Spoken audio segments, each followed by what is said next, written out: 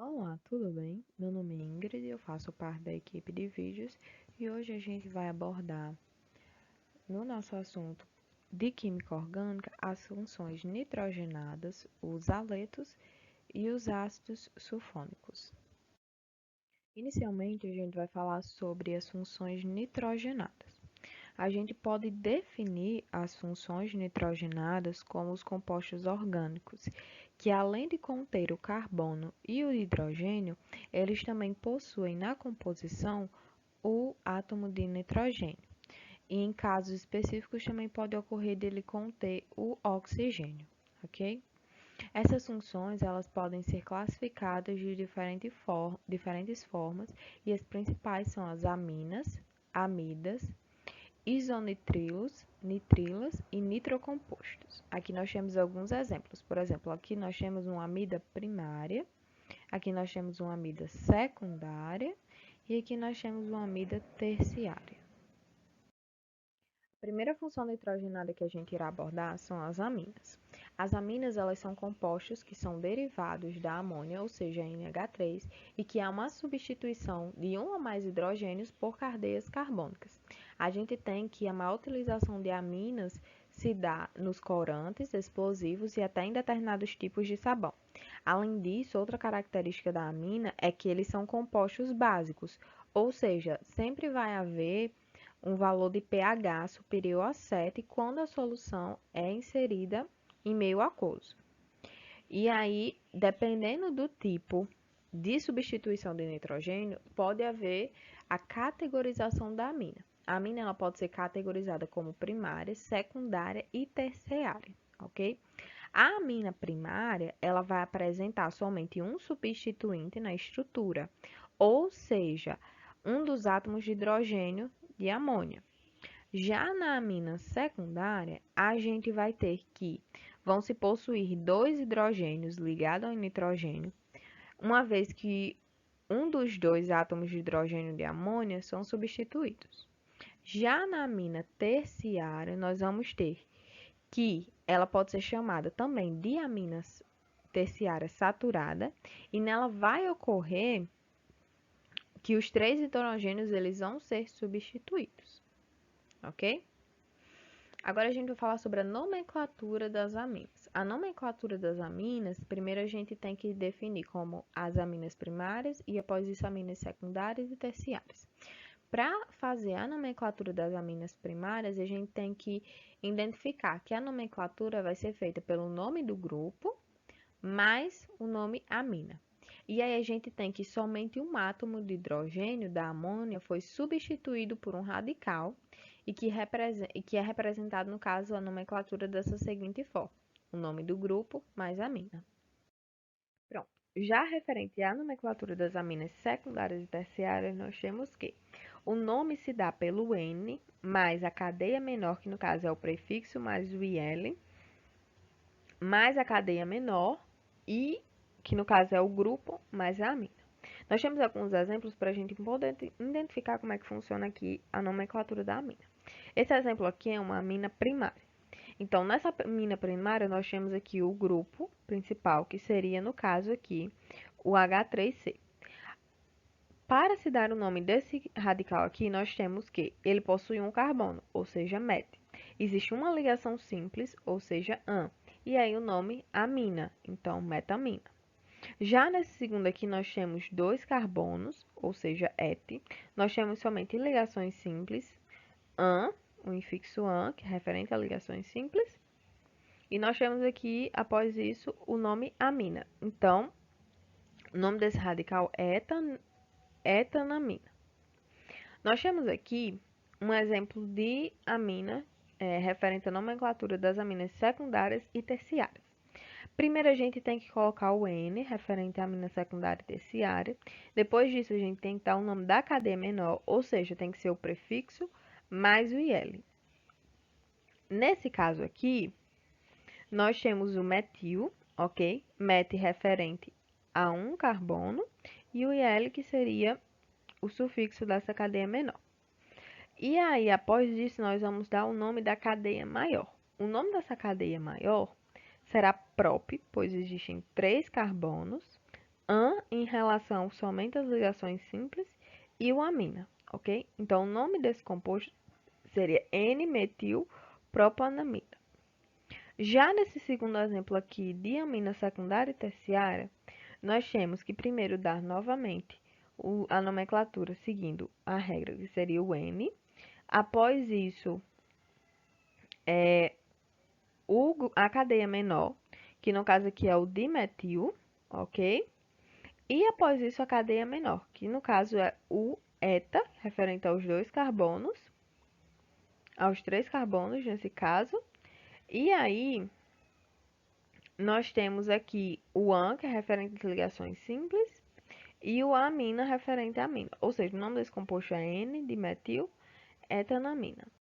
A segunda função nitrogenada que a gente irá abordar são as amidas, ok?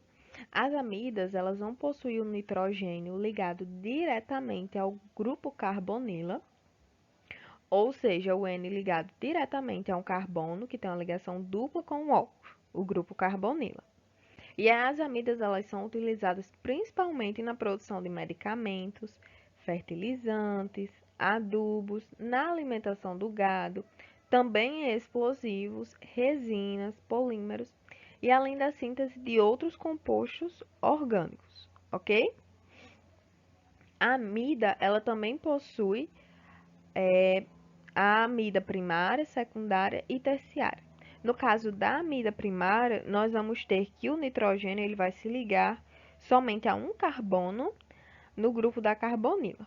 Já a amida secundária é quando o nitrogênio vai se ligar a dois carbonos da carbonila e um átomo de hidrogênio. No caso, esse é as amidas secundárias. Já as amidas terciárias, a gente vai ter que o nitrogênio ele vai se ligar a três carbonos da carbonila. Para a gente poder nomear as amidas, a gente tem que seguir a regra. O prefixo, que no caso é o número dos carbonos, mais o infixo, mais o nome amida.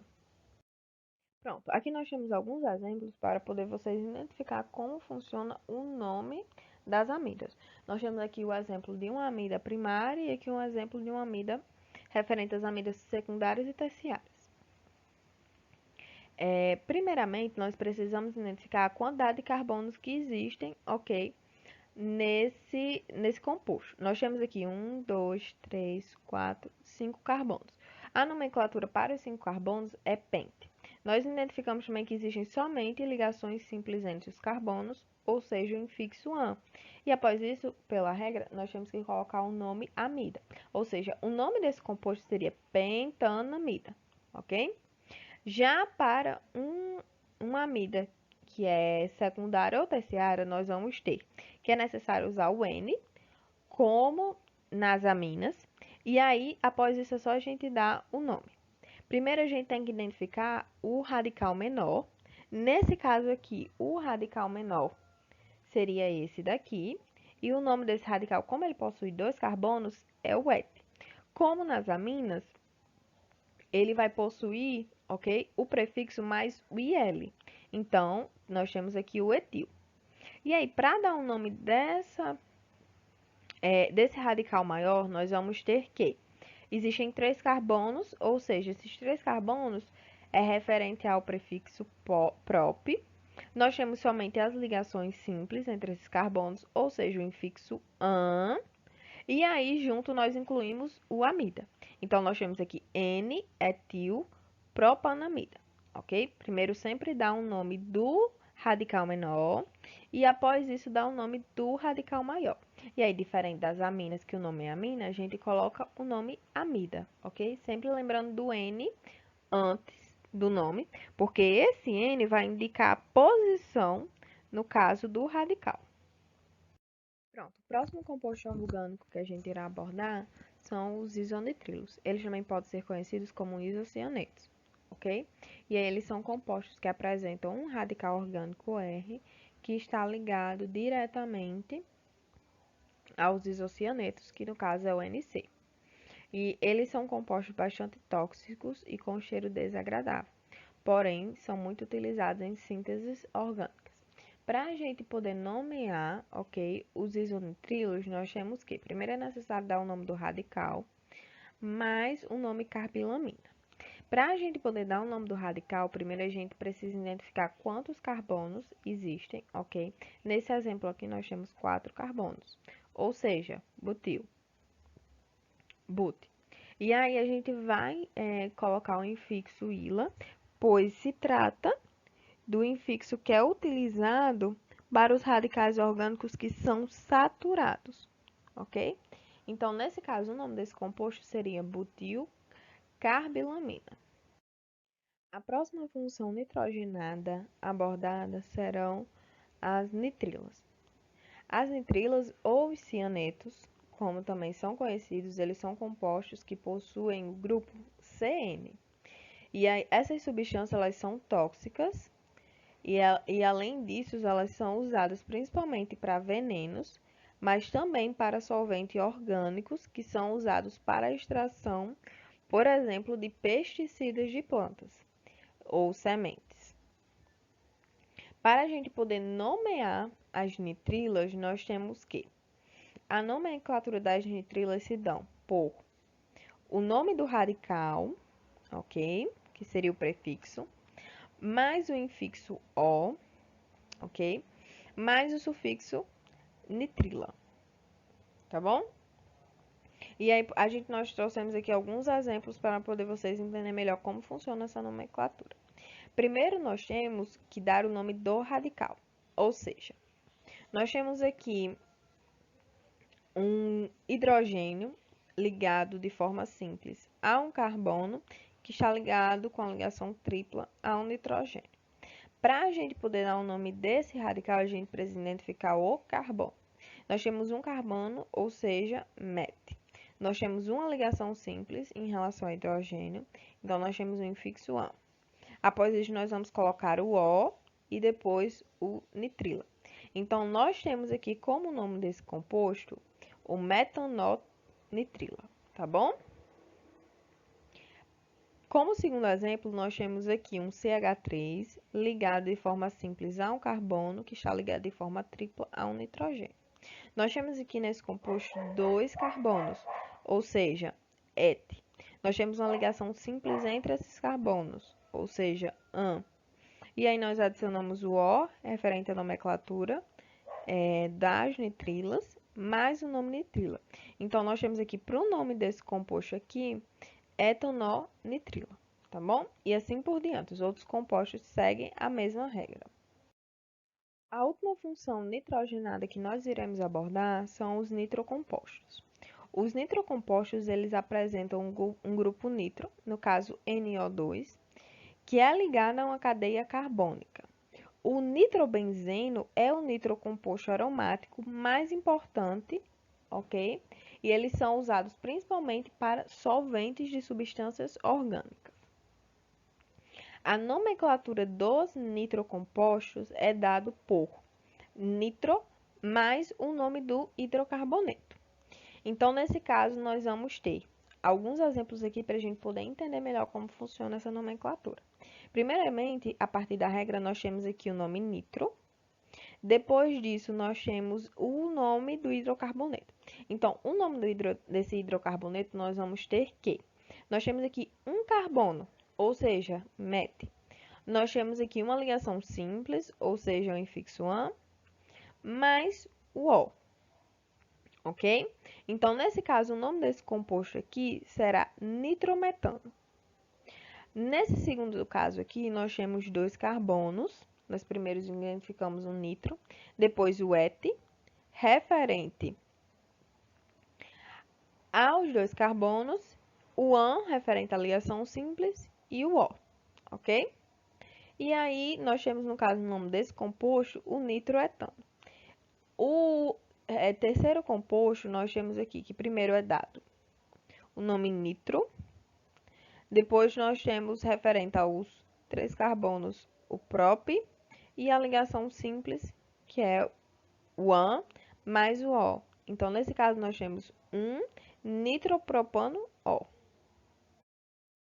Nós vamos falar agora sobre os haletos. Eles não têm ligação com as funções nitrogenadas, ok?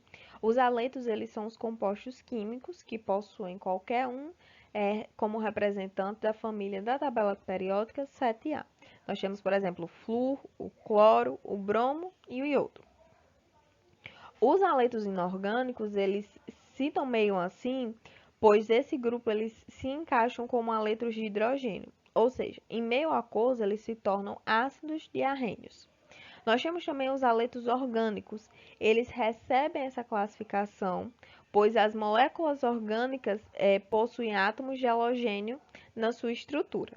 Nós temos aqui como exemplo de haletos orgânicos o 2-bromobutano, que no caso é esse composto, e o triclorometano, que no caso é esse composto. Agora nós vamos falar sobre os ácidos sulfônicos, ok? Os ácidos sulfônicos, eles são os compostos que são caracterizados pela presença do grupo funcional SO3H. A aplicação desses ácidos é muito importante, pois eles são utilizados para se obter detergente. Nós temos aqui o grupo funcional dos ácidos sulfônicos, ou seja, um radical ligado ao SO3H. Os ácidos sulfônicos, eles podem ser obtidos por meio de reações entre um hidrocarboneto e um ácido sulfúrico, na qual o hidrogênio do hidrocarboneto ele acaba sendo substituído pelo ácido sulfônico e gerando a água como subproduto. Por exemplo, nós temos aqui o exemplo de quando um hidrocarboneto e o ácido sulfúrico vão reagir, e aí após isso nós vamos ter o ácido sulfônico e a água. No caso, esse aqui é o ácido sulfônico e nós temos aqui a água. Além disso, a gente pode identificar que os ácidos sulfônicos, eles são mais conhecidos pela aplicação na obtenção dos espumantes, que estão presentes nos shampoos, nos detergentes e nos cremes dentais. E eles também, além disso, agem como sulforquitantes, ou seja, eles agem diminuindo a tensão superficial. Agradeço a presença de todos. Eu espero que vocês tenham compreendido um pouco sobre as funções nitrogenadas, os ácidos sulfônicos e os haletos, ok? Se você gostou desse vídeo, se inscreva no canal. Acompanhe também o nosso Instagram, @ajudasuniversitários. Deixe suas dúvidas no comentário. Todas as dúvidas serão tiradas, basta entrar em contato conosco. Estaremos sempre disponíveis para ajudá-los. O que é que você está esperando? Compartilhe também este vídeo com seu amigo.